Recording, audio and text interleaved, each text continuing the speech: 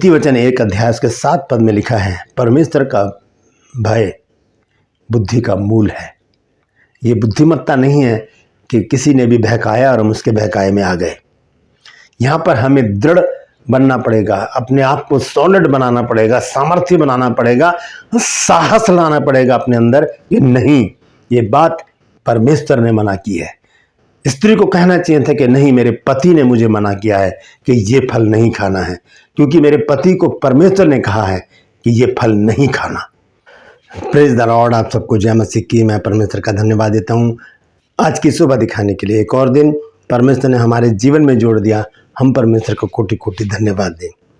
एक नया संदेश लेकर मैं आपका दोस्त पास्टर राज मैसी आपके सम्मुख उपस्थित हूँ।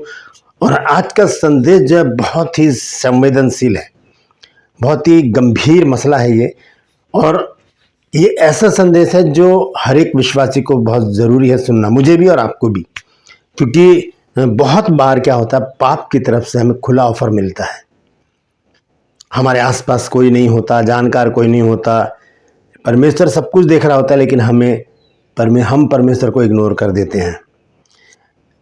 ऐसा क्या हो जाता है कि हम पाप की गिरफ्त में आ जाते हैं, शैतान की गिरफ्त में आ जाते हैं और उसे मना नहीं कर पाते। आज का जो वचन है, मैं कुछ लोगों को आपके सम्मुख रखूंगा। बाइबल के ऐसे लोग हैं जो पाप को ना या नो नहीं कर पाए कि नहीं, मुझे नहीं करना क्योंकि परमेश्वर देख रहा है, ऐसा नहीं कर पाए। लेकिन वचन में ऐसे लोग भी हैं जिन्होंने पाप को ना कर दिया। तो आइए उसी संदर्भ में आज हम चलेंगे। ध्यान से सुनिएगा, ये वचन हमारे जीवन को बदल सकता है, हमारे जीवन में एक नई शक्ति स्फूर्ति ला सकता है। इसे ज़रूर सुनिए पूरा और इसे शेयर भी कीजिए ताकि और भी लोग इन बातों को जानें और पाप को ना कहने की एक सामर्थ्य अपने अंदर पाए। Praise the Lord. True pulse में आज का सवाल है, जैसे आप जानते हैं कि मेरा एक और चैनल है जिसका नाम है ट्रू पल्स, शॉर्ट वीडियोज़ हैं उसमें। तो आज इसमें सवाल है कि किस याजक के पुत्र लुच्चे थे? लुच्चे मतलब लुच्चे लफंगे ऐसे थे कि परमेश्वर का भय उनके अंदर नहीं था, लोगों को परेशान करते थे और दान दक्षिणा खुद खा जाते थे। वो कौन थे? वो 2 पुत्र थे। वो कौन सा नबी है, वो कौन सा याजक है जिसके दोनों बेटे लुच्चे थे? तो बताइए, अगर आपको मालूम है तो कमेंट्स बॉक्स में लिख दीजिए, अगर नहीं तो डिस्क्रिप्शन में जाइए, आज के वीडियो का लिंक वहाँ पर आपको मिलेगा और जान लीजिए कि वो याजक कौन है। Praise the Lord. मेरे साथ मेरी मुहिम में शामिल हो जाइए कि जिद है सच को फैलाने की। आइए एक छोटी सी प्रार्थना करके आज के वचन को शुरू करते हैं। प्रभु जी, मैं धन्यवाद देता हूँ आज के सुंदर समय के लिए जो तूने दिया है। प्रभु जी, विनती करता हूँ आज के वचन को शेयर करने मेरी मदद सहायता कर। मेरे होठों को, मेरे दिल दिमाग को छूकर ब्लेस कर। मेरी आत्मा और मेरा शरीर तेरे ही कब्जे में रहे ताकि बोलने वाला मनुष्य नहीं बल्कि तेरा आत्मा हो। जो भी गूढ़ भेद की बातें आज के इस वचन में छिपी हैं वो हम पे प्रकट करना ताकि हर एक बात को हम जान सकें और तेरे इच्छा के अनुसार अपने जीवन को व्यतीत करने वाले बन सकें। जितने भी लोग इस वचन को देख रहे हैं, सुन रहे हैं, उन सब पर मैं तेरी आशीष बोलता हूँ। हर एक को आशीषित कर, हर एक की रोग बीमारी चिंता परेशानी को अपने सामर्थ्य नाम के द्वारा दूर कर दे। प्रभु यीशु के नाम से मैं सारी दुख बीमारी चिंता परेशानियों को हर एक घर से दूर करता हूँ। प्रभु परमपिता परमेश्वर, हर एक घर से लड़ाई झगड़े तफरके मनमुटाव तलाक की दुष्ट आत्माओं को दूर कर। प्रभु जी संतान की आशीष दे अपने बच्चों को। प्रभु जी बेरोजगारी दूर कर, कर्जे दूर कर प्रभु जी, और अपने बच्चों के घरों से, जीवन से, शरीर से रोगों को दूर कर प्रभु, ताकि प्रभु तेरे बच्चे गवाही दें कि यीशु मसीह ने हमारे जीवन में अद्भुत काम किया है। यीशु के नाम से मांगता हूँ, आमीन। Praise the Lord. तो आइए आज के संदेश को शुरू करेंगे। हम देखते हैं कि पाप जो है वो द्वार पर ही खड़ा है। जब कैन से परमेश्वर ने कहा कि तुझे किस बात पर क्रोध आया, पाप जो है वो द्वार पर छिपा बैठा है, वो छिपा बैठा है, वो मौका ढूंढता है और हमें गिरफ्त में ले लेता है। उत्पत्ति 4 अध्याय के 7 पद में परमेश्वर ने जब बातचीत की थी कैन से, तब उससे कहा था कि पाप द्वार पर छिपा खड़ा है। तो ये पाप हमें कैसे अपनी गिरफ्त में ले लेता है और हम कैसे उसको मना करें? हम ऐसा साहस क्यों नहीं जुटा पाते कि हम कहें कि नहीं नहीं, ये मुझसे नहीं होगा भाई। तो कुछ लोगों को मैं आपके सम्मुख रखने जा रहा हूँ। 3 लोग तो पुराने नियम से हैं, 3 लोग नए नियम से हैं और बहुत सारे हैं, और तो बहुत सारे हैं, लेकिन अगर आपकी नज़र में भी कोई मिलता है तो उसे कमेंट्स बॉक्स में ज़रूर लिखिएगा उसका नाम, कि इसने भी परमेश्वर को के भाई को नहीं माना और पाप को एक्सेप्ट कर लिया। उसमें दाऊद भी हो सकता है, मैंने दाऊद का नाम इसमें नहीं लिखा है। तो सबसे पहले हम देखेंगे अपनी आदि माता को और अपने आदि पिता को, जिनका नाम है आदम और हव्वा। हम देखेंगे उत्पत्ति 3 अध्याय और उसके पहले पद से मैं पढ़ूंगा 6 पद तक। यहाँ लिखा है, यहोवा परमेश्वर ने जितने बनैले पशु बनाए थे उन सब में सर्प धूर्त था, और उसने स्त्री से कहा, क्या सच है कि परमेश्वर ने कहा है कि तू इस वाटिका के किसी वृक्ष के फल ना खाना? वो पूछ रहा है स्त्री से। स्त्री ने सबसे कहा, इस वाटिका के वृक्षों के फल हम खा सकते हैं, पर जो वृक्ष वाटिका के बीच में उसके फल के विषय में परमेश्वर ने कहा है कि ना तो तुम उसको खाना ना उसको छूना, नहीं तो मर जाओगे। वो जानती है इस बात को। तब सर्प ने स्त्री से कहा, तुम निश्चय ना मरोगे, वरन परमेश्वर आप ही जानता है कि जिस दिन तुम उसका फल खाओगे उसी दिन तुम्हारी आंखें खुल जाएंगी और तुम भले बुरे का ज्ञान पाकर परमेश्वर के तुल्य हो जाओगे। 6 पद में देखिए क्या घटना घटती है। सो जब स्त्री ने देखा कि उस वृक्ष का फल खाने में अच्छा और देखने में मनभाऊ और बुद्धि देने के लिए चाहने योग्य भी है, तब उसने उसमें से तोड़कर खाया और अपने पति को भी दिया, उसने भी खाया। यहां पर ये लोग खा क्यों गए? यहां पर तो इनको मना करना चाहिए था। हम देखते हैं हव्वा ने सबसे पहले गलती की, उसे परमेश्वर के भय में चलना चाहिए, क्योंकि उसे कहना चाहिए शैतान को, नहीं परमेश्वर ने मना किया है, हम ऐसा नहीं कर सकते, क्योंकि परमेश्वर के साथ वो संगति करते थे। हम पढ़ते हैं जब इसके 8 आयत में, तो वहां पर लिखा है कि दिन के तब यहोवा परमेश्वर जो दिन के ठंडे समय वाटिका में फिरता था, उनके साथ आता था। यहोवा परमेश्वर उनके साथ संगति करता था, वो उसके साथ घूमते फिरते थे, लेकिन फिर भी उस स्त्री के अंदर परमेश्वर का भय नहीं आया। नीति वचन 1 अध्याय उसके 7 पद में लिखा है, परमेश्वर का भय बुद्धि का मूल है। ये बुद्धिमत्ता नहीं है कि किसी ने भी बहकाया और हम उसके बहकाए में आ गए। यहाँ पर हमें दृढ़ बनना पड़ेगा, अपने आप को सॉलिड बनाना पड़ेगा, सामर्थ्य बनाना पड़ेगा, साहस लाना पड़ेगा अपने अंदर कि नहीं, ये बात परमेश्वर ने मना की है। स्त्री को कहना चाहिए था कि नहीं, मेरे पति ने मुझे मना किया है कि ये फल नहीं खाना है, क्योंकि मेरे पति को परमेश्वर ने कहा है कि ये फल नहीं खाना। ये ना करने की सामर्थ हमें अपने अंदर खुद पैदा करनी होगी, खुद। ये कहीं से बाहर से नहीं आएगी, कोई हमें गिफ्ट में नहीं देगा कि लो ना मन करो किसी गलत चीज को। हव्वा मना नहीं कर पाई और क्या उसका असर हुआ? पाप उनके जीवन में आ गया, मृत्यु जिसका नामो निशान नहीं था, वो मृत्यु उनके जीवन में आ गई। बात यहीं खत्म नहीं हुई।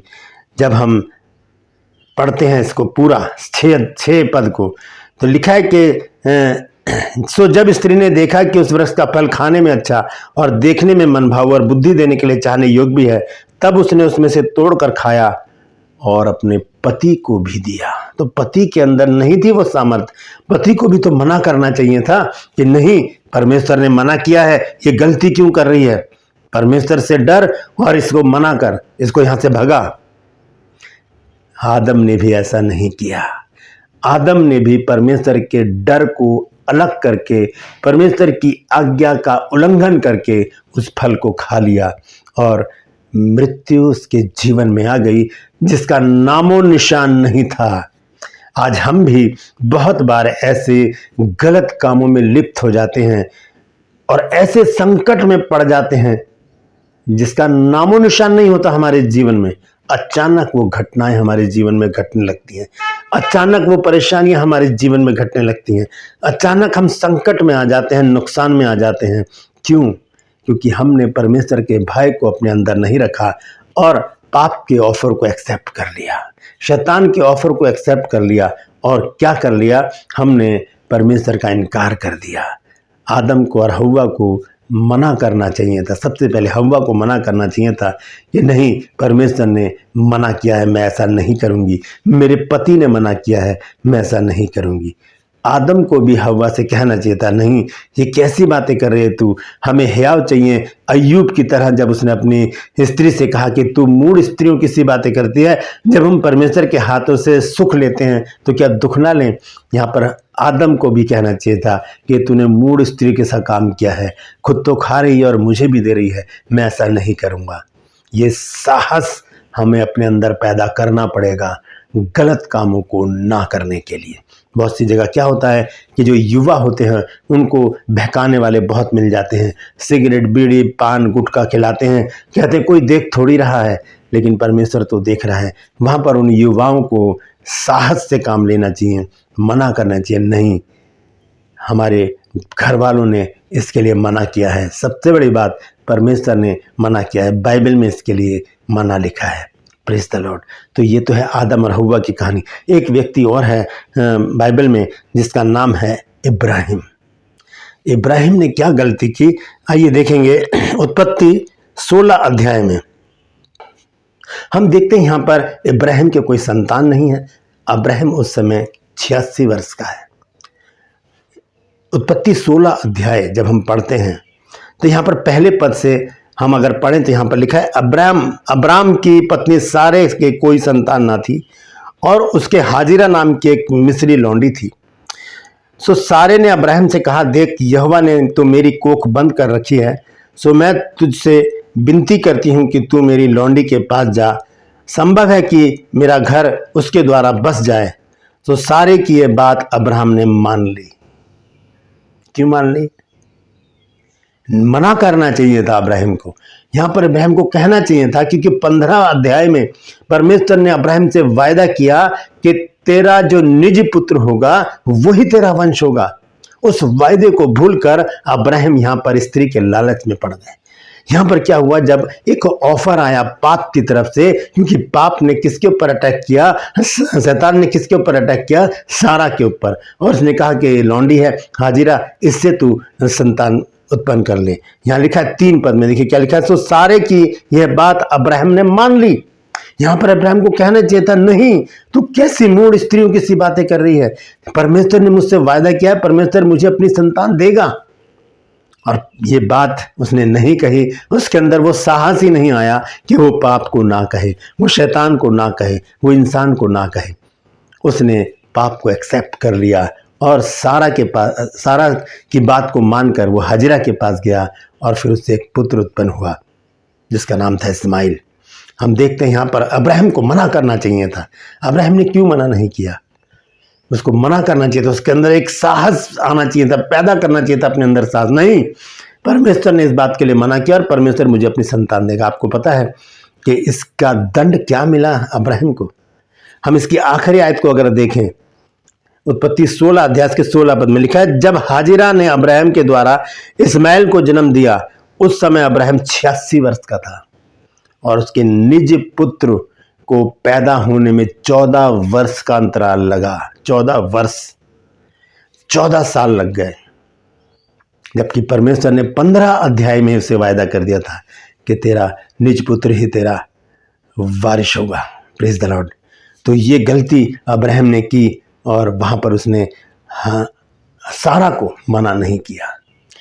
हम देखते हैं नए नियम में आते हैं। अब एक व्यक्ति है जिसका नाम है पतरस। ये प्रभु यीशु मसीह का चेला है और बहुत अच्छा चेला है। बहुत बातों में सवाल करता है परमेश्वर से और बहुत बातों में अपने एक जिज्ञासा दिखाता है कि यीशु मसीह ने एक दिन कहा कि मैं मरने पर, तो उसने कहा मैं भी मरूंगा तेरे साथ। यीशु मसीह ने कहा तू तो मेरा 3 बार इनकार करेगा। इसके साथ भी एक ऐसी घटना घटी जहां पर यह मना नहीं कर पाया। इसके चलते क्या हुआ, पौलुस इससे अलग हो गया। पौलुस ने इसका साथ छोड़ दिया। गलातियों की पुस्तक 2 अध्याय और उसके 11 से 14 पद तक मैं पढ़ूंगा। यहां लिखा है, जब कैफा अंताकिया में आया तो मैंने उसके मुंह पर उसका सामना किया, क्योंकि वो दोषी ठहरा था। कैफा कौन है? पतरस। कैफा के बारे में हम जान सकते हैं यूहन्ना रचित सुसमाचार 1 अध्याय और उसके 42 पद में। देखिए कैफा कौन है, पहले ये देख लेते हैं। 1 की 42 आयत में लिखा है, वह उसे यीशु के पास लाया। यीशु ने उस पर दृष्टि करके कहा कि तू यूहन्ना का पुत्र शमौन है, तू कैफा अर्थात पतरस कहलाएगा। तो ये पतरस का ही जिक्र हो रहा है कहां पर? गलातियों 2 अध्याय में। आइए वापस चलते हैं गलातियों 2 अध्याय और उसके 11 पद को मैं पढ़ रहा हूं। यहां लिखा है, जब कैफा यानी कि पतरस अंताकिया में आया तो मैंने उसके मुंह पर उसका सामना किया। कौन लिख रहा है? ये संत पौलुस कह रहे मैंने उसके मुंह पर उसका सामना किया क्योंकि वो दोषी ठहरा था, इसलिए कि याकूब की ओर से कितने लोगों ने के आने से पहले मैं अन्य जातियों के साथ खाया करता था, अन्य जातियों के साथ खाया करता था, परंतु जब वे आए तो खतना किए हुए लोगों के डर के मारे उनसे हट गया और किनारा करने लगा। ये पतरस की हरकत है, वहां पर इसने क्या किया, अन्य जातियों के साथ ये खाने लग गया। यहां पर संत पौलुस ने उसका सामना किया और यहां पर एक टंटा हुआ और क्या होगा, ये अलग हो गए दोनों। यहां पर पौलुस को ये बात लिखने में कोई गुरेज नहीं हुआ कि पतरस ने ये गलती की है। पतरस को वहां पर अपने अंदर एक साथ लाना चाहिए था, उन्हें मना करना चाहिए था कि मैं आपके साथ नहीं खा सकता, क्योंकि पतरस की सेवकाई तो यहूदियों में थी और संत पौलुस जो था वो अन्य जातियों में अपने काम को कर रहा था। पतरस को कब मौका मिला अन्य जाति में जाने के लिए, जब कुरनेलियुस के पास उसे परमेश्वर ने भेजा, क्योंकि कुरनेलियुस जो था वो अन्य जाति का व्यक्ति था। तो यहां पर हम देखते हैं कि संत पौलुस ने उसका सामना किया और उससे अलग हो गया। पतरस को साहस के साथ मना करना चाहिए था, नहीं मैं ऐसा नहीं करूंगा। और एक और देखते हैं हम, प्रेरितों के काम, एक पति पत्नी का जिक्र है, हन्ना और सफीरा, 5 अध्याय पहले पद से। यहाँ पर ये पहली सदी की कलीसिया है जिनमें सब कुछ साझा है, जो कोई कुछ बेचता है तो वो पतरस के पास लाके रख देता है और वो सब में बराबर बराबर बांट दिया जाता है। अब हन्ना सफीरा ये दोनों पति पत्नी है, हननिया और सफीरा, इन दोनों ने कुछ भूमि बेची और आधा पैसा चुपचाप से अपने पास रख लिया और आधा पैसा लेकर कहाँ चले गए, पतरस के पास। देखिए क्या लिखा है, प्रेरितों के काम 5 अध्याय पहले पद से मैं पढ़ रहा हूं। और हननिया नाम एक मनुष्य है और उसकी पत्नी सफीरा ने कुछ भूमि बेची और उसके दाम में से कुछ रख छोड़ा, और यह बात उसकी पत्नी भी जानती थी और उसका एक भाग लाकर प्रेरितों के पांव के आगे रख दिया। परंतु पतरस ने कहा, हे हननिया, शैतान ने तेरे मन में ये बात क्यों डाली है कि तू पवित्र आत्मा से झूठ बोले और भूमि के दाम में से कुछ रख छोड़े। यहाँ पर हननिया सफीरा पहली सदी की जो पावरफुल कलीसिया थी उसके सदस्य हैं, लेकिन इन्होंने क्या किया, शैतान की गिरफ्त में आकर अपने आप को उसके हाथों में दे दिया और लालच में आकर कुछ पैसा अपने पास रख लिया। यहाँ पर उनको मना करना चाहिए था शैतान को, नहीं लालच तुम मेरे पास से दूर हो जा, क्योंकि ये परमेश्वर का काम है, इसमें कोई भी रुकावट नहीं आ सकती। लेकिन उन्होंने क्या किया, उस बात को एक्सेप्ट करके गलती कर डाली, उसका अंजाम उनको क्या मिला, दोनों मर गए। आगे हम पढ़ सकते हैं जाके, हम देखते हैं कि इन सभी लोगों के बीच में एक चीज की कमी थी, परमेश्वर का डर। अगर ये लोग परमेश्वर के डर में रहते तो हव्वा फल ना खाती। अगर आदम के अंदर परमेश्वर का भय होता तो वो हव्वा को भी डांटता और खुद भी उस फल को नहीं खाता। अगर अब्राहम परमेश्वर के भय में रहता तो कभी भी हाजिरा के पास नहीं जाता।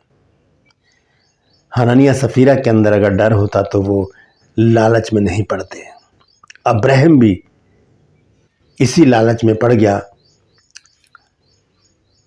हननिया सफीरा भी लालच में पड़ गए, आदम और हव्वा भी लालच में पड़ गए और पतरस भी भोजन के लालच में पड़ गया। तो इस लालच को हमें क्या करना है, अपने से दूर भगाना है, क्योंकि कोई भी मनभावनी वस्तु हमें अपनी ओर आकर्षित नहीं कर सकती। हमें अपने अंदर वो साहस पैदा करना पड़ेगा जो यूसुफ में था। Praise the Lord.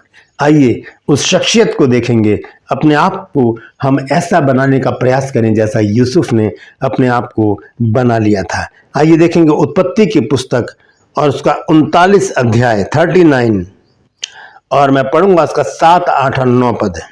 7 पद से मैं पढ़ रहा हूं। यहां लिखा है, इन बातों के पश्चात ऐसा हुआ कि उसके स्वामी की पत्नी ने यूसुफ की ओर आंख लगाई और कहा, मेरे साथ सो। खुला ऑफर है, कोई भी नहीं है, घर में अकेले हैं और उसने उसको ऑफर दिया कि तू मेरे साथ सो। पर 8 आयत में देखिए क्या लिखा है, पर उसने अस्वीकार करते हुए अपने स्वामी की पत्नी से कहा, सुन, जो कुछ इस घर में है वो मेरे हाथ में है, उसे मेरा स्वामी कुछ नहीं जानता और उसने अपना सब कुछ मेरे हाथ में सौंप दिया है। इस घर में मुझसे बड़ा कोई नहीं और उसने तुझे छोड़ जो उसकी पत्नी है, मुझसे कुछ नहीं रख छोड़ा है। सो भला मैं ऐसी बड़ी दुष्टता करके परमेश्वर का अपराधी क्यों बनूं? ये डर, परमेश्वर का डर यूसुफ के अंदर स्पष्ट रीति से नजर आ रहा है। वो कह रहा है कि मैं तेरे साथ सो जाऊंगा तो मैं परमेश्वर का अपराधी बन जाऊंगा। ये डर आदम के अंदर क्यों नहीं आया? ये डर हव्वा के अंदर, अब्राहम के अंदर, पतरस के अंदर और हननिया सफीरा के अंदर, दाऊद के अंदर क्यों नहीं आया? ये डर यूसुफ के अंदर आया और इसका प्रतिफल उसको क्या मिला? वो मिस्र का जो एक गैर देश था इजराइल का, उसका प्रधानमंत्री परमेश्वर ने उसको बना दिया। Praise the Lord. तो हम ना करना सीखें, लेकिन कब सीखेंगे? ये साहस हमारे अंदर कब आएगा? जब हम परमेश्वर के भय में अपने जीवन को व्यतीत करेंगे। परमेश्वर का वचन हमें सिखाता है, नीति वचन 1 अध्याय और उसके 7 पद को जब हम पढ़ते हैं तो वहां पर लिखा है कि यहोवा का भय मानना बुद्धि का मूल है। मूल मतलब जड़, बेस। बुद्धि और शिक्षा को मूल लोग ही तुच्छ जानते हैं। इन्होंने तुच्छ जाना, ये मूढ़ हो गए, मूर्ख हो गए, और हमने देखा है कि इनके जीवन में क्या हुआ। दोस्तों, हम भी अपने अंदर उस साहस को पैदा करें। अगर कोई हमें बरगलाए, अगर हमसे कहे कि सिगरेट पी लो, कोई नहीं देख रहा, अगर हमसे कोई कहे कि गुटखा खा लो, पान खा लो, या शराब नशा कर लो, बहुत से नशे हैं आजकल, ये कर लो, और हमें कहीं बरगला कर कहीं गलत स्थान में ले जाए, हम उनको मना करने का साहस अपने अंदर पैदा करें। क्यों? क्योंकि एक बात अगर हम अपने मन में रखेंगे तो यह साहस हमारे अंदर पैदा होगा। यूसुफ ये बात जानता था, वो जानता था कि कोई है जो मुझे देख रहा है। अगर मैंने गलत काम कर दिया तो मैं परमेश्वर का अपराधी बन जाऊंगा। हम देखते हैं भजन संहिता 33 अध्याय और उसका 13 पद।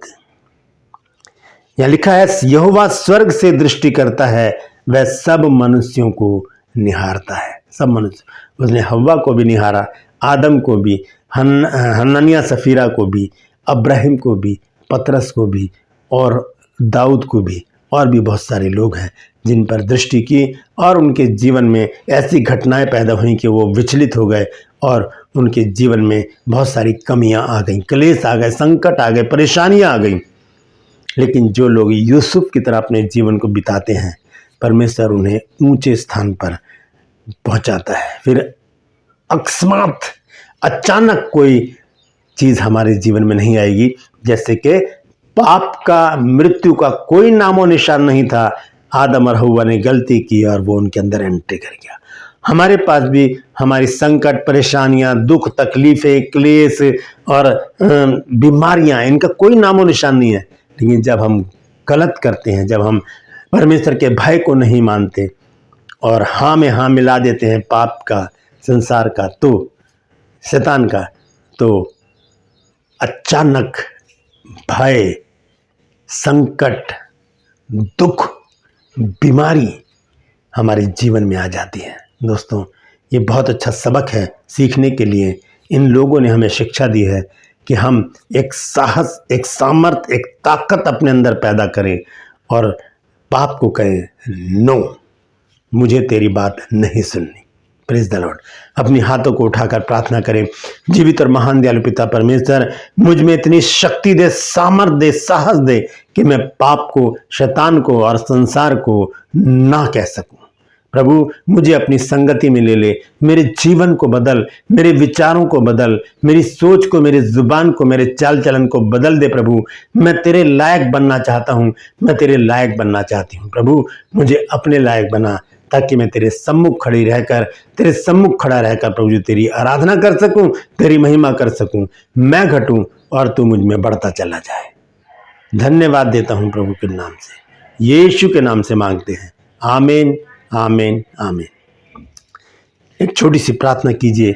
परमेश्वर सामर्थ्य देगा आपको, शक्ति, बल, ताकत देगा, ताकि आप पाप को, संसार को और शैतान को ना कह सकें, नो कह सकें। Praise the Lord. परमेश्वर इन वचनों के द्वारा हम सबको आशीष दे। इस वचन को शेयर कीजिए ताकि और भी लोग इन बातों को जान सकें और शैतान की गिरफ्त में आने से बच जाए। अपने अंदर एक साहस, एक जज्बा पैदा करें, ताकत पैदा करें और कह दें, नहीं, मुझे नहीं करना है। Praise the Lord. True pulse में आज का सवाल है कि वो कौन सा याजक है जिसके दोनों पुत्र लुच्चे थे। अगर जानते हैं तो कमेंट्स बॉक्स में लिख दीजिए, अगर नहीं तो डिस्क्रिप्शन में आज के वीडियो का लिंक आपको मिलेगा, उसे क्लिक कीजिए और जान लीजिए। मेरे साथ मेरी मुहिम में शामिल हो जाइए। जिद है सच को फैलाने की। यदि अभी तक आपने मेरे इन चैनल्स को सब्सक्राइब नहीं किया है तो अभी सब्सक्राइब कर लीजिए, बेल आइकन को दबाइए ताकि नोटिफिकेशन आपके पास पहुंचे और नया वीडियो बिना व्यवधान के आपके पास पहुंच जाए। मेरे वीडियोस को लाइक कीजिए, शेयर कीजिए और कमेंट्स बॉक्स में आकर मुझसे ज़रूर बातचीत कीजिए। Praise the Lord. आज के लिए बस इतना ही, फिर मिलूंगा एक नए संदेश के साथ, एक नया वीडियो लेकर। तब तक के लिए मुझे इजाज़त दीजिए, लेकिन अपना और अपनों का ख्याल रखिए और ना करने की सामर्थ्य परमेश्वर से मांगिए, शैतान को, संसार को और पाप को। Praise the Lord.